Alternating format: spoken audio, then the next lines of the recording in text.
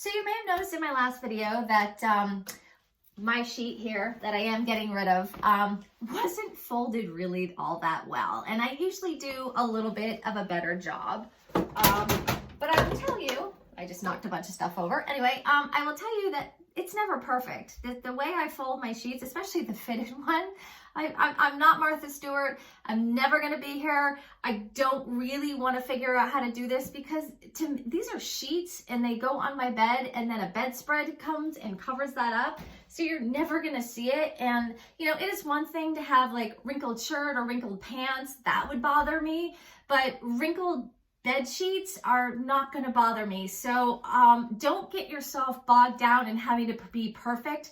Good enough, especially with bed sheets and stuff like that, where if you don't care that they're wrinkled because no one's ever going to see it and you're really just getting in there to fall asleep, so you're not really going to see it, that's good enough.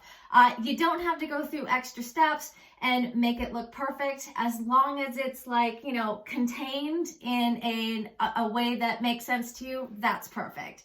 Thanks for watching. Like, follow, comment, or if you want to get started, let's talk, and I will be happy to talk about my various programs that are designed to help you learn how to have a home that functions well, looks beautiful, and helps you stay calm and allows you to get the rest and rejuvenation that you deserve in your own house.